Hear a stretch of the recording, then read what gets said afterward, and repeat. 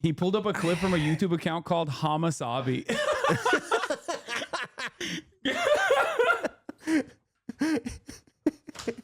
Once again, I do need to mention something here. I did not know that my former podcast co-host was going to do an entire effort post about how anti-Semitic I am and how anti-Semitic my community is when I set up the guests for the day. Okay. I think the move of doing an effort post on Instagram stories. No, he did it. It's the full episode, I think, today where he's talking about full episode. Oh my! He dedicated an entire podcast episode, I think, to like how I am pro-terrorist, pro-terrorism, and how I let anti-Semitism fester in my community. What did like the 13-year-olds who watch it, like, what are they thinking? I think are they like, can you talk about the bold guy again? This sucks. I've told this to Ethan a long time ago. I was like, listen, a lot of your community is very, very, very progressive. Like, it's not me that's like making people upset at you for, you know, saying a lot of things that might be damn near identical to like a Michael Rappaport about like, oh, I bet queers in Palestine wouldn't have an easy time, or if you were a sex worker in Palestine, you'd get thrown off the roof, like he said to our friend Muhammad. Yeah. You know, that sort of stuff is not going to be read positively by your audience, which is going to be very upset at you because your audience does not agree with what you're saying. And it's not just like me goading them into feeling a type of way about you. Yeah.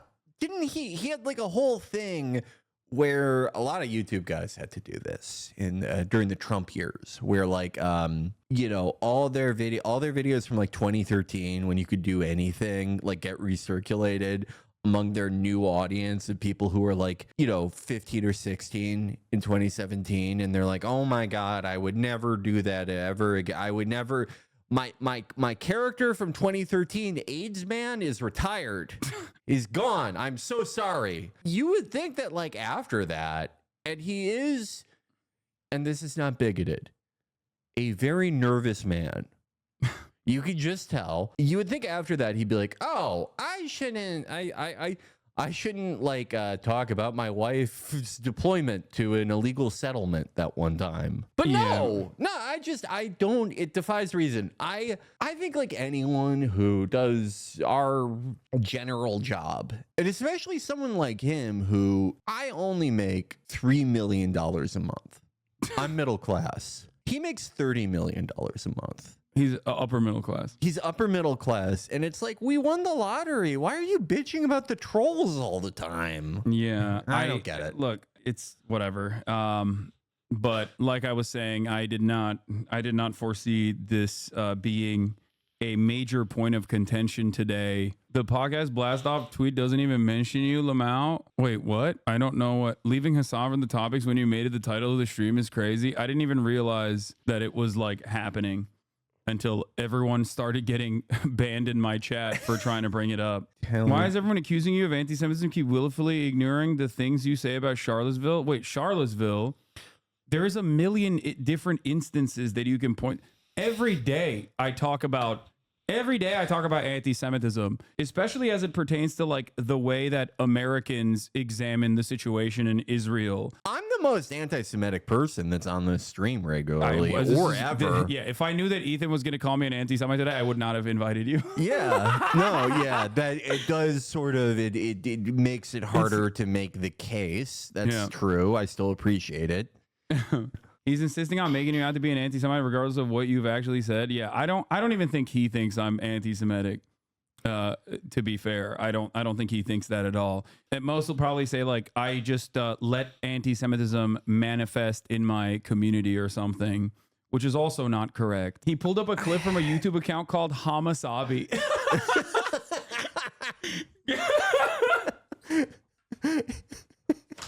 He's in a group chat with like Dry Bones and everyone. It's like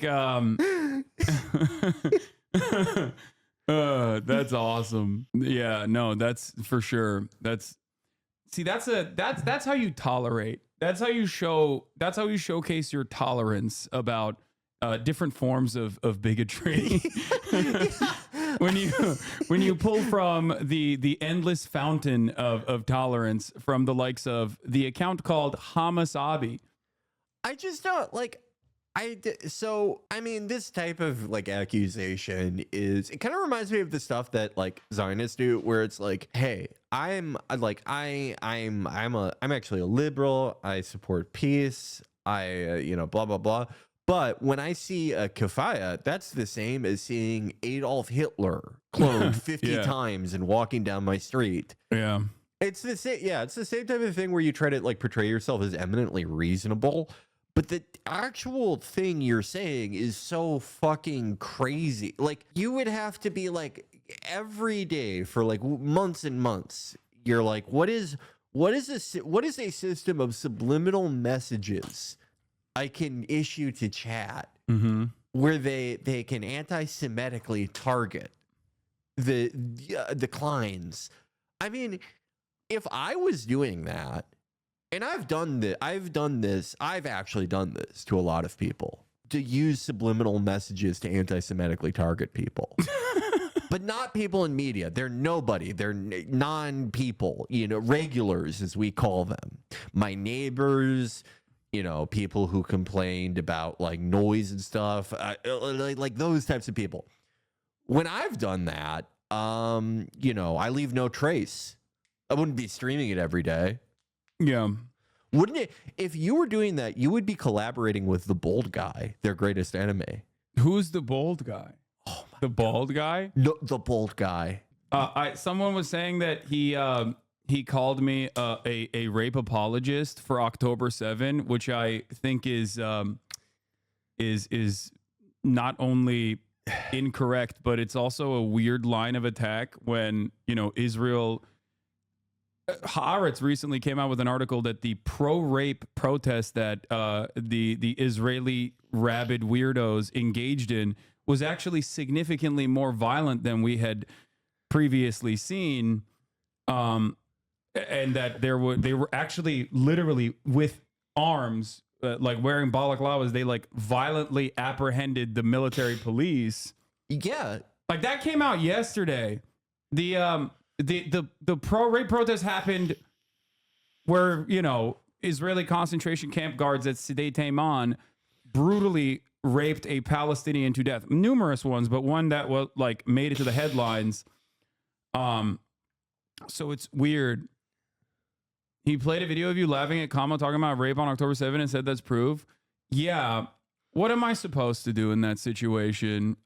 Sit there and be like, this unsubstantiated, one of the most well-documented, acts of violence overall, where the least substantiated news coverage over it was met with like just no fucking resistance whatsoever, with the exception of like internal communications from the New York Times editorial team being like, this is a bridge too far for us. What the fuck are we doing? We're like dropping the ball on this, which kind of went nowhere. And everyone just kept repeating the unsubstantiated reporting on it as though these violent, barbaric monsters were just like breaching the fucking Gaza boundary, specifically to go and rape the beautiful Israeli women. Like it's repackaged colonial propaganda. Yeah, Israel has never offered like actual like coherent evidence for this. Yeah. He also apparently thinks Twitch is liable for me interviewing a Yemeni teenager who's only known genocide his entire life. Like liable, like if I'm doing pro-terror propaganda. Yeah. But the thing that I was going to say that's like crazy is that because everyone is online all the fucking time, you literally have a dude who's 19 fucking years old, okay, living in Yemen, one of the poorest, if not literally the poorest country on the planet, that withstood a genocide that American munitions caused by way of the UAE and Saudi Arabia not that long ago, okay? And me humanizing the victim of said genocide is actually, or giving them like a normal interview at a time when everyone is like screaming bloody murder about killing everyone in the region. This is like, it's a wild thing to have that dude see this statement from Ethan. I know, you know, an adult man. I know you guys don't like me talking about Hasan, and all I appreciate that there's a lot of crossover. I'm grateful for those of you that are able to watch us both. It's impossible for me to ignore that the majority of his people are coming from his community. It's something that he and his audience refuse to reckon with. Hasan's whitewashing of that Houthi kid who said he wants to spear all Zionists to death was frankly disgusting. I don't give a fuck that he's seen an episode of One Piece. I'd like to know why he's hanging out with a boat captain of a Chinese cargo vessel, aka a hostage. Oh, he was furious when he was writing that. This makes no sense. And as more info has come out about this kid being a terrorist affiliate and being anti-Semitic, lots more examples. Hasan has refused to disavow him. The opposite, actually. He continues to prop him up. Rashid Al-Haddad responds to this from Yemen. I did not mean the Jews, but the Zionists. Do not confuse everyone. I respect every Muslim Jew who stands for the truth. That's and awesome. I will do everything I can to protect him. I think he meant Muslim or Jew. Yeah. but yeah, like this dude learned English from literally like reading Twitter. Okay. Yeah. Learned English from reading Twitter while like Saudis were fucking triple tapping funerals for like he's 19 years old, right? Yeah. That's about for like nearly half his life, Yemen was just probably the most horrific like aerial bombardment campaign, at least one of them in the region at the time. Sorry he didn't go to your fucking specific Twitter page, Ethan, and figure out the exact HR approved thing to do. Making the targets and only resistance of ongoing genocide. Dude, this is so grim, says Aisha. And I thought that was like poignant, but also kind of crazy to just like really imagine a world where like you got a dude, everything he's known is like death and destruction. Okay. And he's on Twitter, the everything app. And he's posting like, I don't hate all Jewish people. Like, what are we doing? What is happening in the world? Yemen, the poorest country, if not the poorest, like definitely in the bottom 10 or bottom 5. And then a guy who sells, like, as far as I can ascertain, has made $700 billion selling like pastel colored crew necks. And he's like, this 19-year-old is going to kill me. In Yemen. From Yemen. I just like the first instance of this stuff I saw was when like last year during his first dust up with you, when he did the thing that like all these guys do, where it's like they live in America, their families live in America, they'll never fucking move to Israel, and in fact one of their family members moved from Israel because it actually sucks to live there. Bro, they're making him he's posting like he's got barred from Columbia campus, dude. Like that, dog, you're in Yemen. Like what do you mean? It's just like making him do this shit, like he did that thing where like last year where he's like, oh, you want to make it so Israel isn't a Jewish homeland? Where is my wife who lives with me in Beverly Hills, fucking California? Where's she gonna go? In the garbage? In the toilet? Do you just want to kill her? Yeah. I don't know. Maybe she's gonna go where she is now, which is not Israel. Yeah, this is Hasan talks to literal terrorists on stream. 28,000 likes. I think killing over 11,000 children is worse than anything some dude with a dynamite has ever done, which is kind of a funny way to severe lowball. Yeah, that's like someone being like. Not only is it a lowball, but this dude is not even like. I asked him straight up. I was like, "Are you a part of Ansar Allah?" Like, again, like, are you a quote unquote Houthi? And he was like, "No, I'm not. I'm Yemeni. I'm from Yemen. That's it." But it's really funny because this guy turns around and goes, you know, they want to eradicate the Western world, right? Yeah, man. Yeah. What fucking universe are you living in? Dude. What the fuck are you talking about? you're like perceived. He wants to eradicate the Western world, and you're laughing. It's like there is nothing funnier than this. Than like hallucinating a reality that like people in Yemen are going to come to the United States of America and eradicate the Western world. Yeah. They have one, like, what's the fucking, you're the plane nerd. What's the one plane they have? Like one F5 that doesn't really run most of the time. If one F5 destroys all, not just America, England, Germany, like the whole EU. If one F5 does that, then like okay, then we suck. Yeah. Like, okay, that like we deserved it. I would like to clarify that any Jewish person, Christian or Muslim or any other who is innocent, we will never hurt them. We protect them and ask them for what they want, what they like, and what they need. We stand for the oppressed, which is why we oppose Zionism. It is Zionist ideology that is wreaking havoc upon innocent Palestinians and Lebanese. If you consider my conversation with a teenager from Yemen who is a survivor of genocide, okay, it doesn't matter if you don't recognize it, that humanizes a victim, a survivor of genocide in Yemen, to be a bridge too far. I don't know what to tell you, especially when every single person with eyes to see can recognize what is the reality that is unfolding in both Gaza and in Lebanon. Every day, Israel is killing hundreds of people, okay, burning babies, burning teenagers with American munitions. If you want to center your own personal feelings as the primary conversation here, I don't know what kind of conversation we can have. It has been ongoing for 12 months, okay? This is a ridiculously self-centered conversation to have. In terms of this interview that I conducted, multiple well-decorated, award-winning journalists reached out and said that it was a fantastic interview humanizing the victims of American imperialism that never get a fucking, that never are approached in this way. And not only that, but also the motherfucking New York Times also reached out to get his information because they also saw having a conversation like this, like the one that I conducted, to be worthwhile. Excuse me for not fucking immediately going, do you condemn Hamas? Do you condemn the Houthis?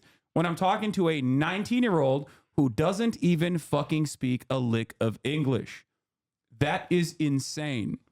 Okay? He said Rashid was a child terrorist and then actually said he's not a child, he's a kid. It is really, really crazy. I am not even remotely embarrassed that I did this. I think it was a good thing. There was journalistic value in hearing the perspective of someone who is on the other side of the world. We would never be able to have this conversation without the internet.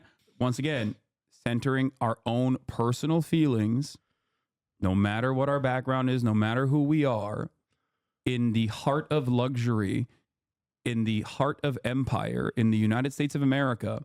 You know, the Palestinians I talk to in Gaza are currently witnessing a fucking onslaught. A complete genocide is unimaginable. Okay? I'm going to tell you something about a journalist that I talked to in North Gaza. His name is Hossam Shabbat. I talk to him with regular frequency. He has said that he wants his messages to be broadcasted. He is still luckily alive. As of 4 hours ago, he still has tweeted, and I'm going to talk about this in a second. If you recall, Hossam's two other journalist friends were assassinated by the Israeli state. Okay? He is among some of the many people that I talk to that still have access to internet in Gaza. He is in North Gaza. Israel is currently starving North Gaza and conducting a full-blown genocide in North Gaza. I need you to understand this. Hossam, as of today, is 23 years old. Okay? This is a very important part of humanizing the victims of this genocide. Okay? This is Hossam. I said, hope you're doing well, all things considered, my friend. And to which he responded, doing the best we can. Today is my second birthday during this genocide. I turned 23. I hope by my next birthday, I will be alive and all of this will be over. 23 years old. 23 years old. Everyone, whether they're in South Lebanon or Beirut or Gaza or the West Bank, is forced to grow up extremely, extremely fast for one reason or another. It's kind of sickening when you juxtapose, like put it next to whenever like a group of Israeli soldiers are killed, and they're like, "Oh my God, these 21-year-old kids." He was just a 27-year-old colonel. It's so these kids are being killed. Professional soldiers. I need you to understand. That is why I'm showing this specifically so you understand like where my mindset is and where I'm at. I understand that I am an incredibly fortunate person to be living in the United States of America. Okay? And I try to use that good fortune to the best of my ability to communicate the humanity of the people that are victim to American imperialism, to Israeli violence. I'm sorry if these emotional moments for a lot of people cause others to stop thinking about the victims and instead start thinking about the fear that they hallucinate or the violence that they hallucinate from this community. Okay? If you think I'm anti-Semitic or if you think that I'm promoting anti-Semitism, when every single day we work tirelessly to ensure that anti-Semitic statements do not get any fucking, do not get any kind of fucking ground in this community on a regular basis, I don't know what to tell you. Okay? I don't know. I have no answer. I have no answer for you. It is ridiculous, and it's sad that this is even a point of contention. Okay? It's sad that it is even a point of contention. I don't think anybody believes it. What a weird situation we're in. Yeah, I mean, that is like the last resort of someone who just has absolutely nothing. It's a broad enough accusation that you can just toss it out there, and like it's ephemeral enough, like the idea that like you're just generally signaling to the troops to go and like harass him anti-Semitically. Well, like, how could you disprove that? It's like completely fucking ridiculous. But all you can do is laugh at it. Yeah. I mean, that's it. That's all I can do, and all I do in this situation is just like laugh at these ridiculous accusations. Okay, there's nothing else I can say. It's insincere. It's not only insincere, but it's like I don't even think it genuinely like it genuinely causes a single person to second guess. Unless they're already primed into fucking hating everything that I am saying already. But that's it. It's deeply unserious. I hope Ethan is doing well. I don't know. I haven't kept up with him. I urge him to talk to at least like Sam Cedar or something. Maybe he can get a different perspective from someone else that has also been to Israel, someone who he admires and respects. The only Twitch streamer I know is Hasan. That's the only one. And why do I know Hasan? Because he plays my clips all the time, but then never invites me over to his house to eat hummus and play with his dog. So now I gotta sit here and watch YouTube clips of Hasan watching me while I look at his dog wanting to pet his dog. It's honestly, it's not great. Not a great look.